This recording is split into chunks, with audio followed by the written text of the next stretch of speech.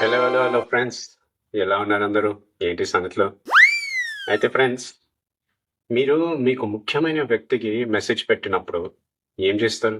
Message పెట్టిన తర్వాత మీరు ఎదురు చూస్తుంటారు రిప్లై కోసం. కరెక్ట్? కాసేపు తర్వాత మీరు మళ్ళీ ఫోన్ చెక్ చేస్తారు రిప్లై వచ్చిందా లేదా అని. అప్పటికే రాదు. అయితే చాలా సేపు వరకు మీరు వెయిట్ చేస్తూ చిరాకు కొడుతుంది. నువ్వు కానీ ఇంకా వెయిట్ చేస్తూ రిప్లై రాకపోయేసరికి మీరు మీ మైండ్ మార్చుకుంటారు.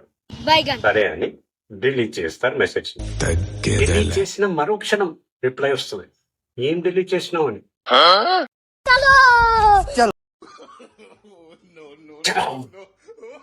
ఎలా అనిపిస్తుందండి?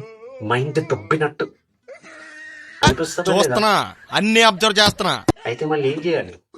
మళ్ళీ మొత్తం టైప్ చేసి చెప్పాలా? మీకు నిజంగా చెప్పాలంటే తప్పదు, మళ్ళీ మొత్తం టైప్ చేసి చెప్పాలి. లేదంటే దీనికి ఒక సొల్యూషన్ ఉంది, చెప్పనా?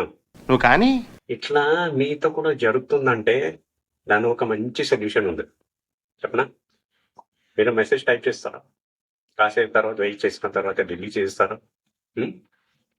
డిలీట్ చేసే ముందు ఆ మెసేజ్ మొత్తం మీరు కాపీ చేసుకోండి. కాపీ చేసి పెడితే తర్వాత పేస్ట్ చేసేయచ్చు. ఏం చెప్పావురా? అర్థమైంది కదా?